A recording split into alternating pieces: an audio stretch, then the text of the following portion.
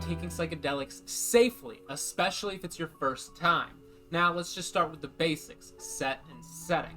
And before we move forward, I just want to clarify something. In no way do I condone or encourage the use of any scheduled substance. This video exists purely for education and harm reduction purposes. Now that that's out of the way, let's get started. So your set or your mindset surrounding the trip is going to be extremely important for having an enjoyable time.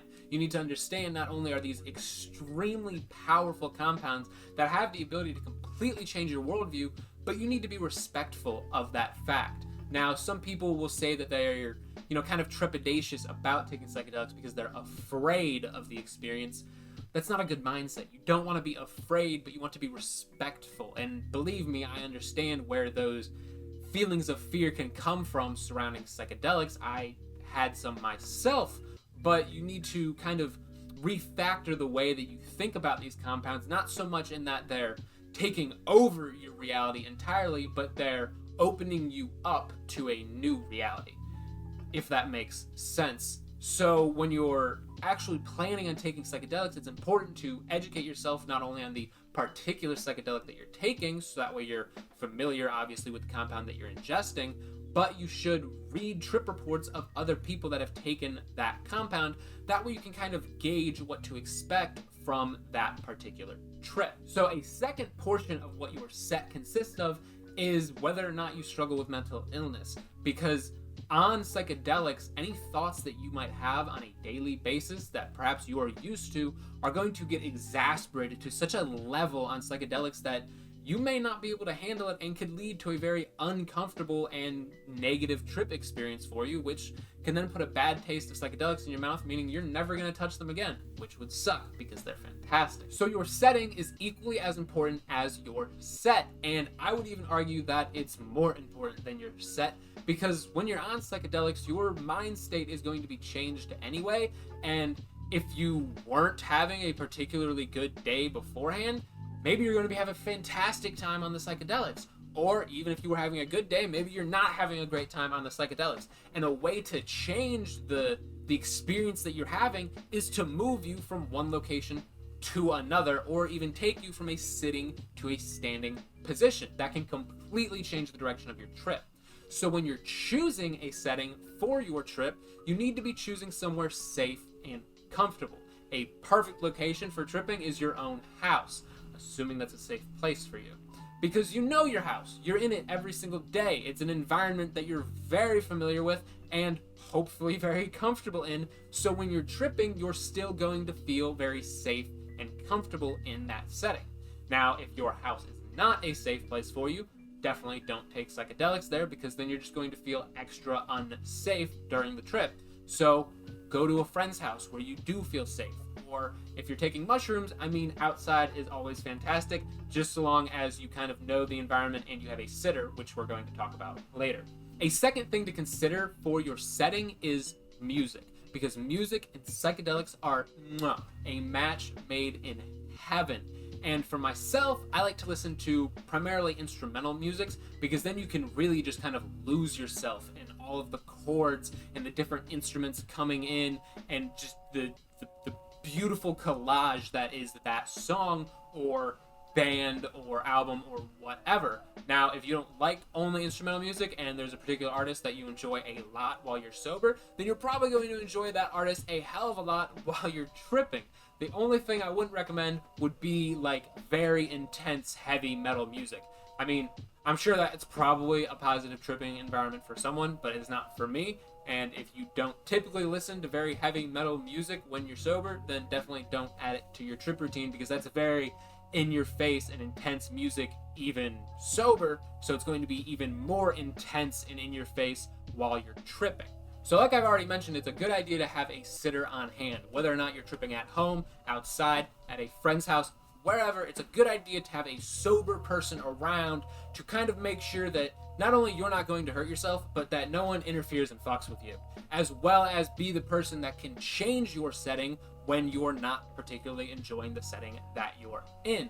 This person ideally will have some experience with the particular compound that you're taking, but even if they don't, that's not all bad. It just means that they won't know exactly what you're going through while you're going through it. So you should be choosing someone as your sitter that you trust and that you know very well, because they're going to have, if they want it, full control over your trip because you won't. Now, what a sitter's real job to do is to just kind of hang around and make sure that the environment is positive for you. So, keeping good, upbeat, enjoyable music on, as well as making sure that, you're still enjoying yourself and potentially changing your setting if you're not. I can remember during one of my first acid experiences, my sitter came into the room and flipped the light switch on because I was lying there in the dark, tripping out, and as soon as the light switch came on, I hated it. I started freaking out, and he may even still have a recording of me from that night, but it's been lost to time now. At any rate, because I started freaking out about the light being on, he knew, okay, don't leave the light on because obviously Vince is not enjoying that, so he flipped the light off. And now that's a very small thing, a light switch going from on or off to on, but for someone in the psychedelic mind state, it has a very profound, intense effect because everything in your setting you are taking in with much greater detail and with much greater interest than you are when you're sober. So having a sitter around to moderate your setting and kind of gauge whether or not you're having a good time and also keep you safe is a fantastic idea, especially if it's your first time. So once you have considered your set, your setting, and your sitter, the next thing you want to think about is your dosage, which is where that whole researching your compounds before you take them thing comes back into play, because then you can gauge what an appropriate dosage of that compound is. If you were never taken LSD before and you get handed this little tiny square of paper, you go, oh, that's not really a whole hell of a lot, let me do like 4 of them, that's not gonna be a good time for your first time. And the same thing with mushrooms. If you get handed like 1 cap, that maybe it's like a whole gram or a gram and a half, and it's a really good fucking potency of a batch, but to you, you're like, oh, that's fucking nothing. I eat like, 5 or 6 fucking baby bella mushrooms all the time. Give me like 5 or 6 mushroom caps, right? This is not going to be good for you. So definitely do your research on psychedelics before you intend to ingest them. And a good rule of thumb that I always tell everyone is start small. Start with 1 gram of mushrooms. Start with half a tab of LSD, because it's a hell of a lot easier to take more of a psychedelic later than it is to take less of a psychedelic 30 minutes ago.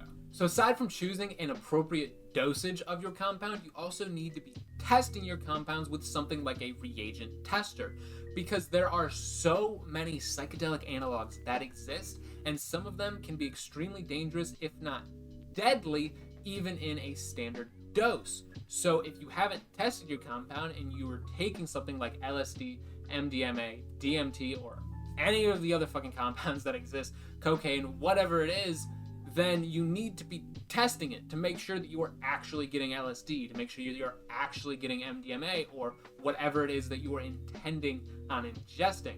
And yeah, I know I just said cocaine there and this is talking about psychedelics, but this applies to everything, not just psychedelics. If you're taking any compound and you can't be 100% certain by looking at it that it is what you intend to ingest, then you should be testing it. And test kits are pretty cheap and they will give you a fair amount of certainty that what you are taking is what you meant to take. Now, I know I said fair amount of certainty, and that's because reagent test kits aren't 100% certain, because you can have something that matches the chemical structure of LSD, but it isn't quite LSD, so maybe the effects of it aren't going to be quite identical. So obviously the safest way to take any drug is to not take it. But if you have your heart set on it, a test kit can give you a hell of a lot more confidence that what you are ingesting is what you intend to ingest.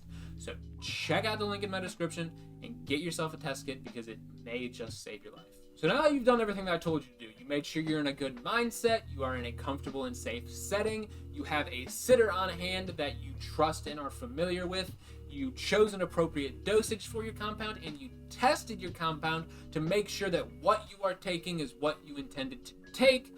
Now it's time to talk about your intention for the trip, because setting an intention for your trip is a really great way to make sure not only you have an enjoyable, positive experience, but that you extract as much as possible from that trip for your own personal benefit and self-growth. psychedelics are extremely powerful compounds that have the ability to literally rewire your brain and change the way that you think about and the way that you move through reality.